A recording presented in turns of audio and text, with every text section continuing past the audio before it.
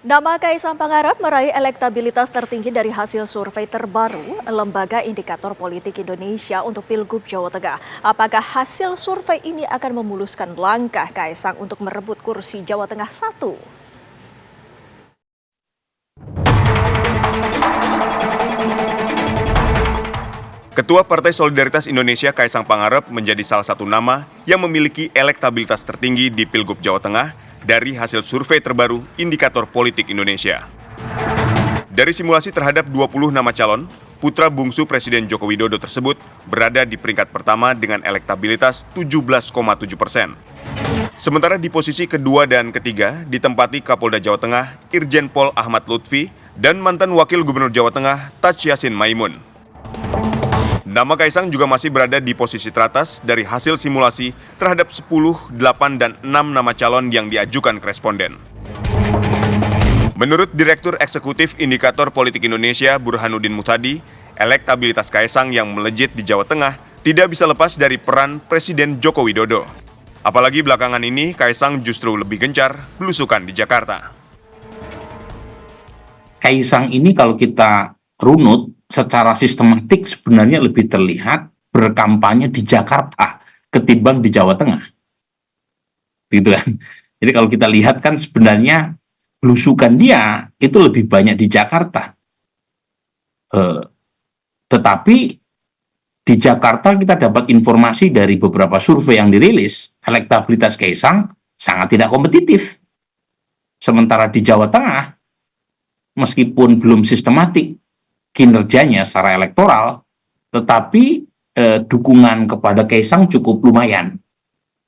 Jadi ini bisa menjadi bahan pertimbangan saya kira, apakah tetap ngotot maju di Jakarta dengan asumsi akan tarung keras, terutama kalau Anies mendapatkan tiket, atau maju di Jawa Tengah yang secara elektoral lebih mudah buat Kaisang untuk menang potensinya ketimbang maju di Jakarta. Survei Indikator Politik Indonesia juga menunjukkan elektabilitas Kaisang masih mengungguli pasangan lainnya jika diduetkan dengan Kapolda Jawa Tengah, Irjen Pol Ahmad Lutfi. Tanpa adanya petahana yang kembali maju, Pilgub Jawa Tengah menjadi salah satu wilayah yang penting dan menarik untuk dicermati. Akankah Kaisang bakal maju di Pilgub Jawa Tengah atau berani bertarung di Pilkada Jakarta meski memiliki peluang yang sangat kecil untuk bisa menang? Tim TV One mengabarkan. Pemilihan Gubernur Jawa Tengah diperkirakan akan diikuti oleh 2 poros pasangan calon. Poros tersebut adalah pasangan calon yang diusung Presiden Joko Widodo dan pasangan calon yang diusung oleh PDI Perjuangan.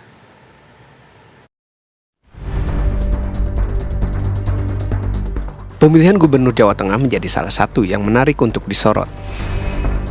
Ada banyak kekuatan yang diperkirakan ikut bersaing dalam Pilkada Jawa Tengah. Sejumlah nama bakal calon sudah mulai mencuat dan melakukan pendaftaran ke partai politik untuk menjadikan calon Gubernur Jawa Tengah. Di Partai Gerindra ada nama Sudaryono, Ketua Dewan Pengurus Wilayah Jawa Tengah Partai Gerindra yang gencar belusukan. Di P3 ada Taj Yassin Maimun. Golkar ada nama Diko Ganinduto, PKB mengusung nama Muhammad Yusuf Hudori atau Gus Yusuf. Kapolda Jawa Tengah Muhammad Lutfi juga siap mundur dari jabatannya dan maju bersaing di Pilgub Jawa Tengah. Nama Kaisang Pangarep, Ketua Umum Partai Solidaritas Indonesia yang juga anak bungsu Presiden Jokowi, menurut data lembaga survei memiliki elektabilitas tertinggi di Pilkada Jawa Tengah dibanding nama tokoh lainnya. Yang menarik, PDI Perjuangan sebagai pemenang pemilihan legislatif di Jawa Tengah hingga saat ini masih menggodok nama-nama yang akan dicalonkan. Di tubuh partai berlambang banteng moncong putih tersebut muncul nama Andika Perkasa, Hendar Prihadi, dan Bambang Urianto. Peneliti Lembaga Survei Indikator Indonesia menilai meski sejumlah nama banyak mencuat, namun Pilkada di Jawa Tengah diperkirakan akan terbentuk menjadi 2 poros, yakni poros Presiden Joko Widodo bersama Koalisi Indonesia Majunya dan poros PDI Perjuangan. Pak Ahmad Lutfi dipasangkan dengan Pak Kaisang, maksudnya perwakilan Pak Prabowo di siapa gitu. Ya. Kecuali misalnya Pak Ahmad Lutfi mau masuk Gerindra itu. Ya. Kalau tadi itu saya kan katakan salah kalau satu Sudaryono, opsi saja. iya. Kalau Sudaryono jelas kan, Gerindra misalnya. Itu kan suatu. Hakim ini akan kemana gitu ya, Betul, berarti ya. iya. Tapi kalau hitung-hitungan kira-kira berapa poros berarti di Jawa Tengah? Per hari ini berdasarkan survei tersebut ya kemungkinan kan 2 poros tetap masih besar ya Mas. Kalau analisa saya tentu nanti akan menjadi poros KIM tadi, Koalisi Indonesia Maju, dan poros PDIP gitu. Sementara itu, Partai Solidaritas Indonesia (PSI) berharap Pilkada di Jawa Tengah menjadi ajang sebuah rekonsiliasi antara Koalisi Indonesia Maju dan PDI Perjuangan, di mana partai pengusung pasangan Prabowo Gibran di Pilpres lalu berpasangan dengan koalisi pengusung Ganjar Mahfud MD. Itu Kaisang artinya sebagai tokoh muda itu udah punya tempat di hati masyarakat. Itu nomor satu. Nah, yang nomor 2, mencermati statement-statement para tokoh politik, saya justru melihatnya dari sisi lain. Ini luar biasa kalau misalnya ujungnya adalah rekonsiliasi nasional. Siapa tokoh politik siapa maksudnya yang bisa ada ujungnya rekonsiliasi? Artinya bukan perpanjangan Pilpres gitu loh. Ini sampai kapan kita mau ngomongin Pilpres? PDI Perjuangan mengaku hingga saat ini belum menentukan secara resmi pasangan yang akan diusung dalam pemilihan Gubernur Jawa Tengah. PDIP juga belum menentukan berkoalisi dengan partai manapun. Logika yang paling penting sebenarnya Mas, yang pertama menurut saya, siapapun calon atau tokoh yang direkomendasikan oleh PDI Perjuangan di dalam pilkada besok, siapapun namanya, kami pastikan adalah nama yang bertanggung jawab dalam memimpin dan mengelola roda pemerintahan eksekutif dengan baik. Artinya siapapun dia, tidak mungkin dia tidak mau dan tidak mampu bekerja sama dengan pemerintahan Pak Prabowo untuk menjalankan program-program yang berkaitan dengan koordinasi antara pusat dan daerah. Jadi bukan berarti kalau misalnya calon dari kami yang maju dan menang dipilih oleh rakyat besok, itu kemudian tidak mampu atau tidak mau bekerja sama. Harus dari kerjasama partai politik tertentu yang bisa membangun sinergi dengan pemerintah Pak Prabowo besok.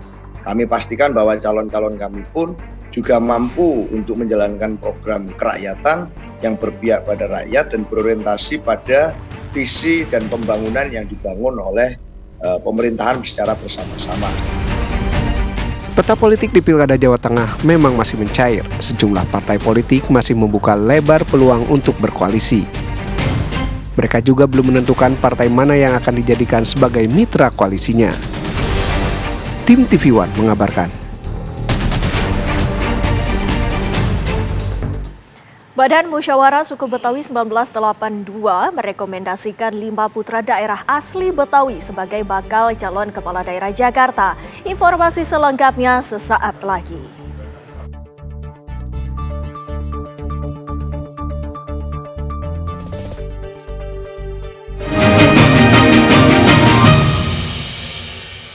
Kembali bersama kami, pemirsa. Partai Kebangkitan Bangsa atau PKB resmi mendukung Bobi Nasution untuk maju sebagai bakal calon gubernur Sumatera Utara 2024.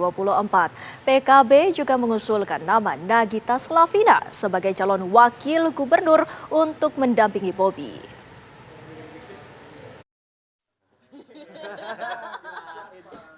Dewan Pimpinan Pusat Partai Kebangkitan Bangsa PKB resmi mengusung Bobi Nasution untuk maju sebagai bakal calon gubernur Sumatera Utara. PKB juga mengusulkan nama Nagita Slavina untuk mendampingi Bobi.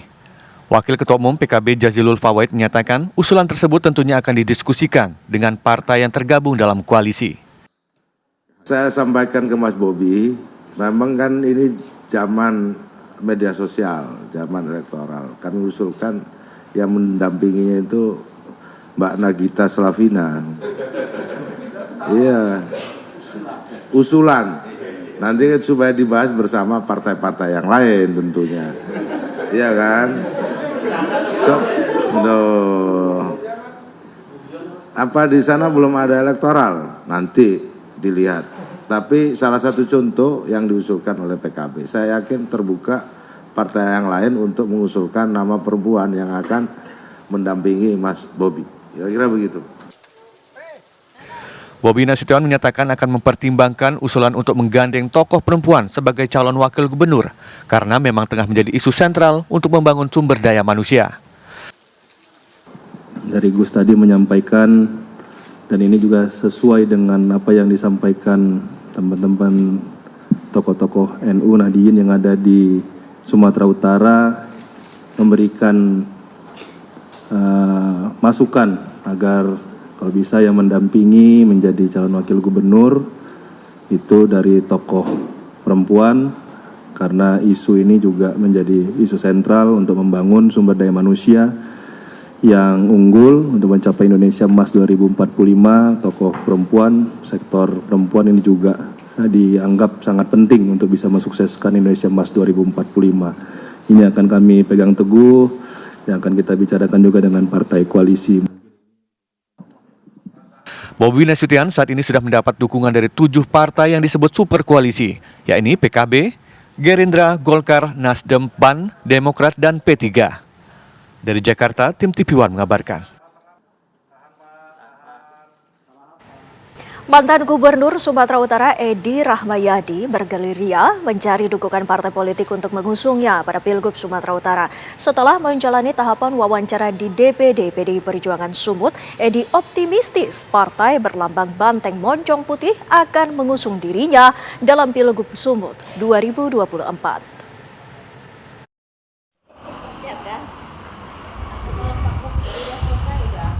Mantan Gubernur Sumatera Utara Edi Rahmayadi mendatangi kantor DPD PDI Perjuangan Sumatera Utara di Jalan Jamin Ginting, Medan, Sumatera Utara pada Jumat siang. Kedatangan Edi Rahmayadi untuk memenuhi undangan DPD PDI Perjuangan Sumut dalam rangka menjalani tahapan wawancara sebagai bakal calon gubernur Sumatera Utara. Tahapan wawancara dilakukan secara tertutup dan didampingi oleh tim internal. Dalam tahapan wawancara, Edi Rahmayadi mendapatkan sejumlah pertanyaan mengenai strategi pemenangan di Pilgub Sumut. Edi optimistis partai berlambang banteng moncong putih akan mengusung dirinya pada Pilgub Sumut 2024. Ya, berbicara strategi yang pastinya tak bisa tak sampaikan di sini. Yang ketiga adalah kepastian. Kepastian ini yang akan menjadi nantinya dibawa ke Jakarta oleh beliau, karena ada 3 calon dari PDIP. Inilah yang harus dipaparkan, dipresentasikan kepada pusat. Setelah di pusat disampaikan, nanti ditentukanlah oleh pusat siapa yang diusung oleh PDIP. Soal optimisme Pak diusung oleh PDIP sendiri? Sangat optimis, karena semua yang kita rencanakan, semua yang kita siapkan untuk memenangkan Sumatera Utara ini. Sementara itu, Ketua DPP PDI Perjuangan Puan Maharani menyatakan partainya belum memutuskan apakah akan mendukung Edi Rahmayadi atau Bobi Nasution. Bisa aja. Tapi belum diputuskan ya Mbak? Belum ada keputusan, tapi bisa saja. Dalam Pilgub Sumut 2024, Edi Rahmayadi berpotensi melawan Bobi Nasution yang sudah mengantongi dukungan dari 7 partai politik. Dari Medan, Sumatera Utara, Ahmidal Yauzar, Heri Kiswanto, TV One mengabarkan. Di tengah panasnya bursa bakal calon gubernur dan bakal calon wakil gubernur daerah khusus Jakarta yang memperebutkan rekomendasi dari partai politik, Badan Musyawarah Suku Betawi 1982 merekomendasikan 5 putra daerah asli Betawi sebagai bakal calon kepala daerah Jakarta.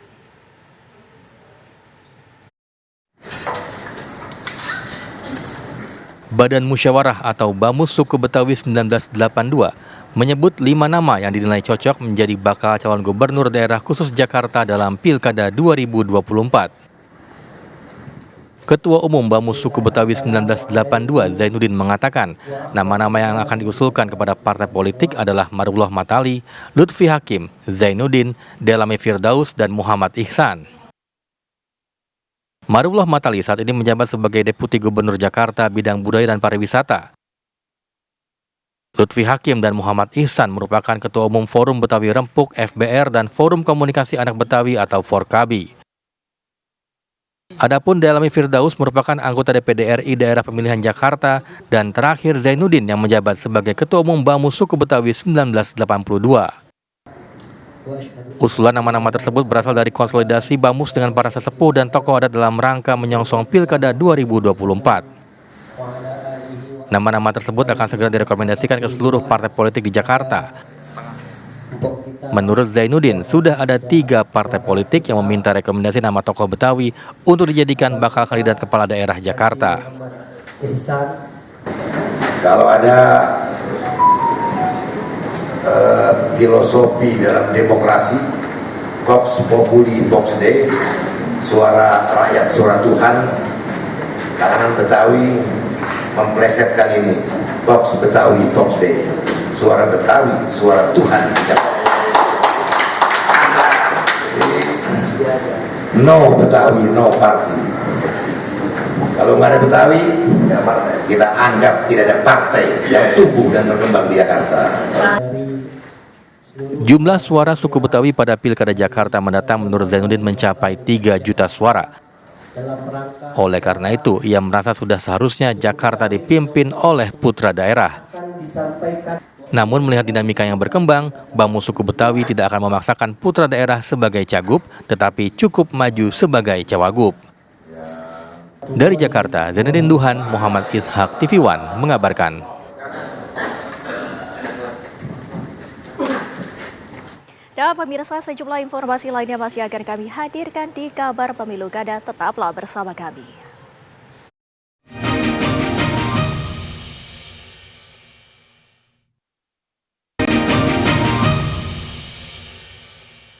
Pemirsa, Menteri Pertahanan Republik Indonesia yang juga Presiden terpilih Prabowo Subianto siang ini datang ke Istana Kepresidenan. Prabowo tiba sekitar pukul 12:30 waktu Indonesia Barat. Saat tiba, Prabowo melambaikan tangan kepada para wartawan yang telah menunggu serta mengacungkan 2 jempolnya. Para wartawan sempat menanyakan kesehatan Prabowo usai melakukan operasi kaki. Prabowo tidak menjawab secara lisan, namun ia menjawab dengan memperagakan gerakan kuda-kuda pencak silat dan berlari-lari kecil ke arah istana. Prabowo tidak mengatakan apa yang akan dibahas dalam pertemuan kali ini. Namun sebelum masuk, Prabowo sempat mengatakan akan mengikuti rekomendasi dari BPK saat ia menjabat menjadi presiden nanti.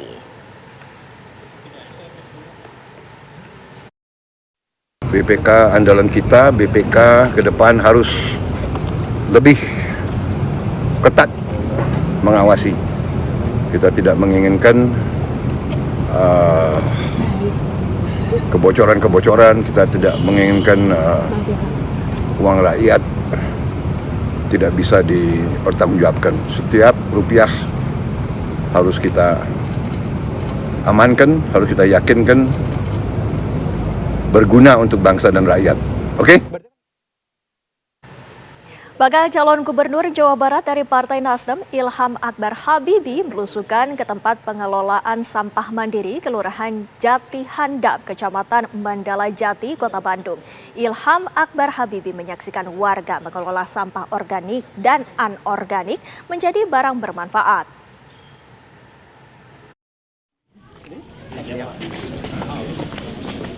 Ilham Akbar Habibie didampingi sejumlah pengurus Partai Nasdem Jawa Barat dan Kota Bandung belusukan ke tempat pengelolaan sampah mandiri di Kelurahan Jati Handap, Kecamatan Mandala Jati, Kota Bandung, Jawa Barat. Pada kesempatan tersebut, Ilham Habibie sempat bercengkrama dan mendengarkan warga cara pengelolaan sampah yang dilakukan secara mandiri dan menjadi barang berguna. Anak Presiden B.J. Habibie ini sempat melihat pengelolaan sampah organik menjadi magot sebagai pakan ternak yang berharga. Menurut Ilham, pengelolaan sampah mandiri ini menjadi solusi yang telah dicontohkan dan memberikan gambaran memanfaatkan sampah sekaligus memberdayakan ekonomi warga.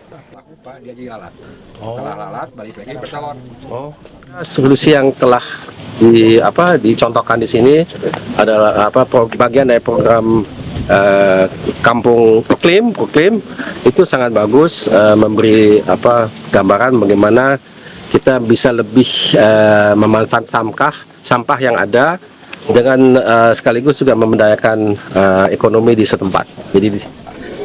Ini tempat bertelur. Ilham memuji wilayah Kelurahan Jati Handap sebagai kampung iklim yang memiliki komitmen pada 2060 sudah net zero emission atau sudah tidak ada emisi lagi. Dari Bandung, Jawa Barat, John Hendra, TV One mengabarkan. Si babat itu boleh guna ya?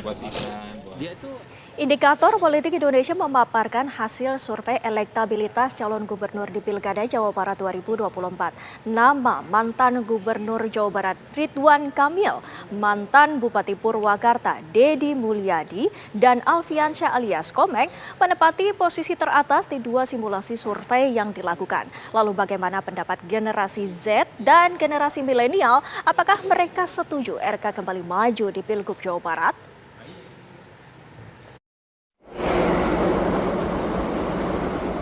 Meski belum ada kepastian, generasi Z dan milenial di Bandung lebih setuju jika Ridwan Kamil kembali maju di Pilgub Jawa Barat ketimbang Jakarta. Menurut mereka, figur Ridwan Kamil memiliki rekam jejak yang memuaskan saat memimpin Jawa Barat sehingga berharap bisa dilanjutkan pada periode mendatang. Setuju Ridwan Kamil nyalon di Pilgub Jabar atau di DKI? Menurut saya Ridwan Kamil lebih setuju atau lebih cocok kembali untuk mencalonkan di Pilgub Jabar karena kan baru satu periode. Alangkah lebih baik jika mencalonkan untuk kedua kali atau periode kedua untuk menyempurnakan program kerja sebelumnya. Ridwan Kamil merupakan politisi yang sangat dikenal oleh masyarakat, terutama oleh kalangan milenial maupun Gen Z gitu, karena sangat aktif di media sosial dengan memperlihatkan berbagai program kerja sehingga masyarakat bisa melihat kualitas Ridwan Kamil maupun program kerja apa saja yang sedang dilakukan oleh Ridwan Kamil. Mungkin yang tokoh yang banyak dikenal oleh masyarakat selain Ridwan Kamil itu ada Deddy Mulyadi gitu. Jadi lebih setuju Deddy Mulyadi jikalau ada pilihan selain Ridwan Kamil. Untuk Ridwan Kamil setuju aja sih karena Ridwan Kamil sudah menjadi salah satu ikon di Jawa Barat dan saya setuju sih kalau memang Ridwan Kamil mencalonkan lagi di Jabar. Kami gitu ya, mungkin saya salah satu Gen Z, Ridwan Kamil sudah menjadi ikon di Jabar yang membawa perubahan dan banyak sekali prestasi yang sudah ditorehkan Ridwan Kamil juga sih di Jawa Barat. Dari hasil survei Indikator Politik Indonesia, nama Ridwan Kamil masih menempati posisi teratas pada simulasi top of mind dengan perolehan 16%. Lalu Deddy Mulyadi mendapatkan 11,2%, sedangkan Komeng berada di urutan ketiga dengan perolehan 0,8%. Dari Bandung, Jawa Barat, Cepi Kurnia, TV One mengabarkan.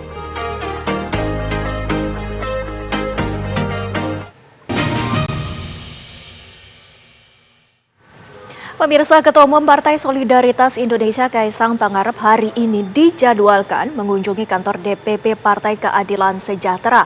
Apakah kunjungan Kaisang ke DPP PKS akan membahas sejumlah isu politik termasuk Pilkada Jakarta? Untuk informasi selengkapnya kita akan tanyakan langsung kepada rekan Sekarwanda langsung dari kantor DPP PKS Jakarta. Silakan Sekarwanda.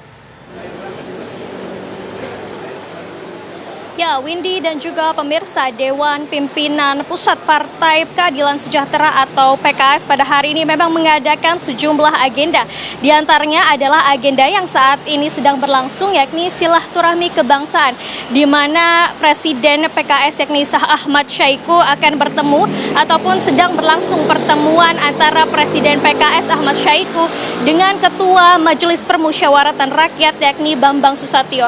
Terpantau tadi dari Ketua MPR Bambang Susatyo ini juga sudah hadir pada sekitar pukul 3 sore dan memang acara ini direncanakan dimulai pada pukul 2 siang, namun ini ada sedikit keterlambatan sehingga acara baru berlangsung pada sekitar pukul 3:25.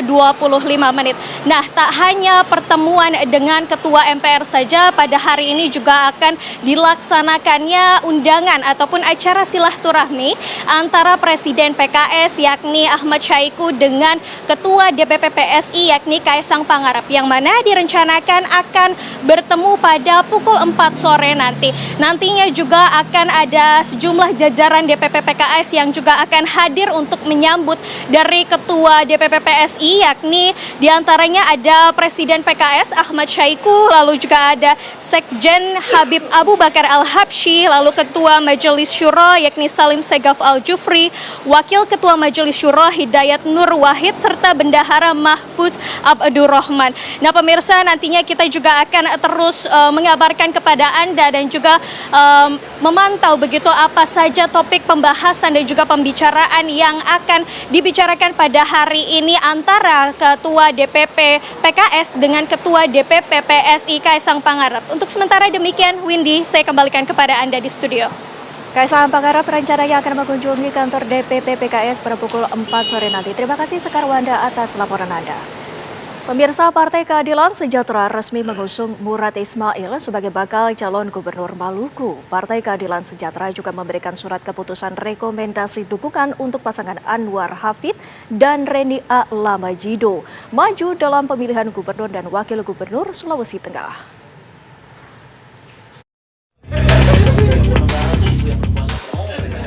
Irjen Pol Purnawirawan Murad Ismail akan disandingkan dengan Michael Watimena sebagai calon wakil gubernur Maluku. Surat keputusan Dewan Pengurus Pusat PKS langsung disampaikan Presiden PKS Ahmad Saiku di kantor DPP PKS Jalan TB Simatupang, Jakarta Selatan. Dengan adanya dukungan resmi ini, Ahmad Saiku berharap struktur dari DPP, DPW, dan DPC bekerja sama memenangkan pasangan tersebut. Kami mempercayakan kepada Pak Murad untuk maju sebagai calon gubernur Provinsi Maluku untuk kedua kalinya. Murad Ismail mengapresiasi dan mengucapkan terima kasih kepada DPP PKS yang telah mengusungnya. Ini adalah tanggung jawab yang luar biasa yang dibebankan dari PKS, Demokrat, dan PAN kepada pundak saya, sehingga kita harus all out maksimal dibantu dengan perangkat PKS yang ada di daerah. Murad Ismail merupakan mantan Kakor Brimob Polri dan Gubernur Maluku terpilih periode 2019-2024. Selain dari PKS, Partai Demokrat dan Partai Amanat Nasional juga telah menyatakan dukungannya terhadap Murad. Sebelumnya, Partai Keadilan Sejahtera juga memberikan surat keputusan rekomendasi dukungan untuk pasangan Anwar Hafid dan Reni A. Lamajido maju dalam pemilihan gubernur dan wakil gubernur Sulawesi Tengah. Setelah mendapatkan surat rekomendasi dari DPP Partai Demokrat dan Partai Bulan Bintang ditambah dengan PKS, pasangan Anwar Reni telah memenuhi persyaratan untuk maju dalam pemilihan gubernur Sulawesi Tengah. Dari Jakarta, Robin Freddy, TV One mengabarkan.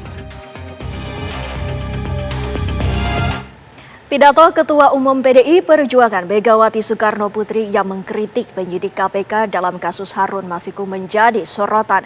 Penyidik AKBP Rosa Purbo Bekti disebut beberapa kali oleh Megawati. Pidato Megawati dinilai sebagai pesan agar KPK tak masuk ranah politik.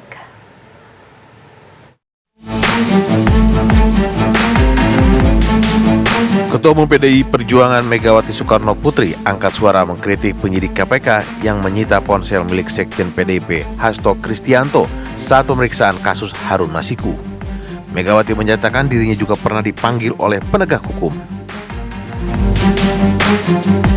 Jadi Pak, saya juga datang ke sini kan bukannya dipaksa, sukarela loh, kalem. Aku sampai gitu loh, gile nggak?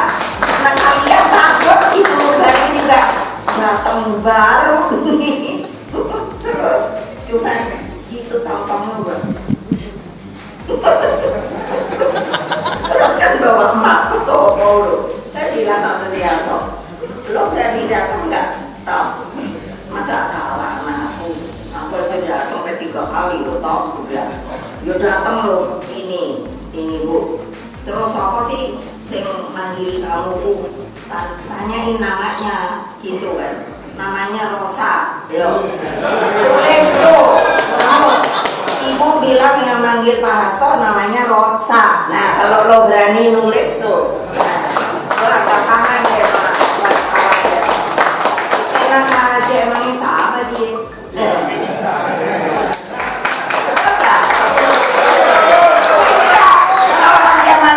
Juga gile, nanti pasti wah ini kalau udah kedengeran nih berita belag terus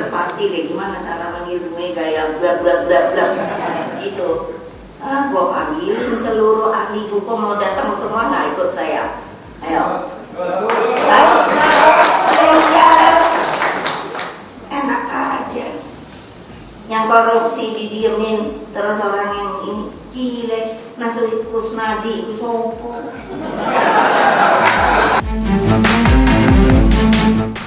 Megawati mengingatkan dirinya sebagai pendiri KPK. Megawati juga menegaskan berani menghadapi penyidik KPK. Pernyataan tegas Megawati disampaikan dalam acara sekolah Partai PDI Perjuangan pada hari Jumat lalu. Pakar politik menilai Megawati mengingatkan KPK agar tak masuk ranah politik, sekaligus mendorong kadernya tak khawatir jika di posisi yang benar. Ibu Mega mengingatkan bahwa KPK adalah perangkat hukum yang tidak bisa atau jangan sampai kemudian masuk ke dalam ranah politik. Jadi artinya KPK adalah perangkat hukum, bukan alat politik. Nah, Ibu Mega dengan jenaka menyampaikan hal itu. Kemudian yang kedua, karena itu adalah sebuah forum internal, Ibu Mega menyampaikan kepada kadernya bila berada dalam posisi yang benar untuk tidak takut bersuara, sehingga kebenaran itu tetap ada gitu ya. Sementara itu politisi senior PDI Perjuangan Effendi Simbolon meminta agar Hasto menghadapi kasus hukumnya secara berani.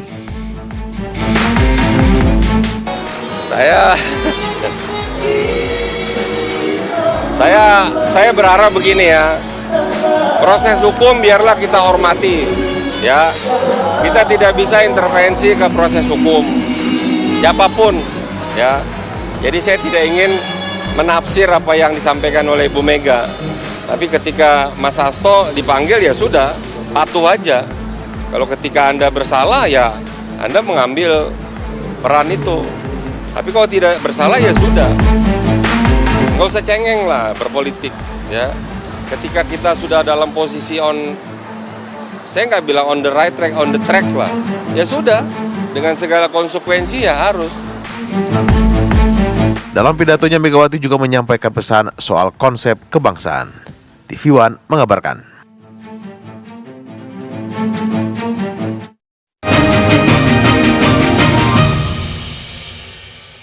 Pemirsa, polisi menyita 4 senjata api ilegal milik anggota DPRD Lampung Tengah, Muhammad Saleh Mukadam. Penyitaan dilakukan buntut dari insiden penembakan yang menewaskan seorang warga saat acara resepsi pernikahan di Lampung Tengah.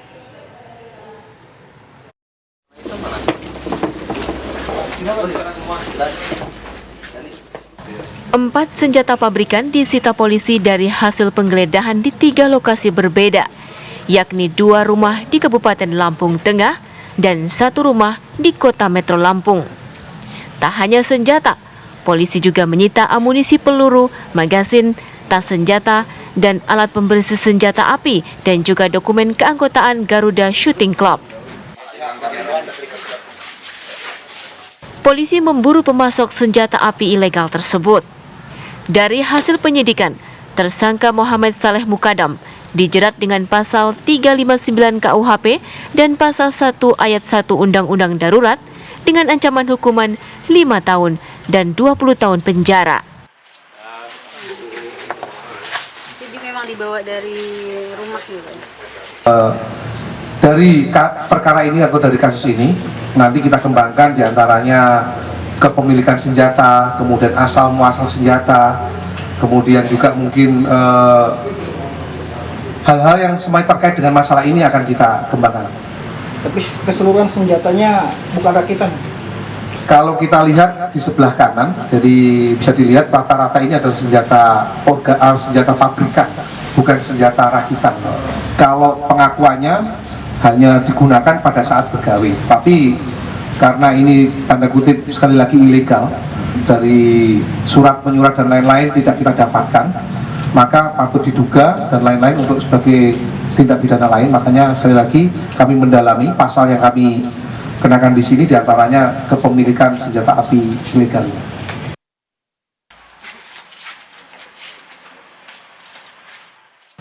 Penyitaan dilakukan buntut dari insiden penembakan yang menewaskan seorang warga saat acara resepsi pernikahan di Lampung Tengah.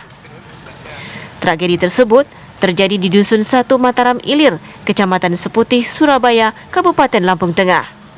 Saat itu, anggota DPRD Kabupaten Lampung Muhammad Saleh Mukadam secara tidak sengaja menembakkan pistolnya saat pesta pernikahan penyambutan besan. Muhammad Saleh Mukadam bermaksud membunyikan letusan senjata api ke udara untuk memeriahkan acara. Namun naas, peluru malah meleset dan mengenai kepala Salam. Dari Lampung Tengah, Lampung, Pujiansyah, Nanang, TV One mengabarkan. Usai sudah perjumpaan kita di Kabar Pemilu Kada, pemirsa jangan kemana-mana, sesaat lagi Anda dapat menyaksikan Kabar Petang. Saya Windy Wellingtonia pamit undur diri, terima kasih atas perhatian Anda. Selamat sore, sampai jumpa.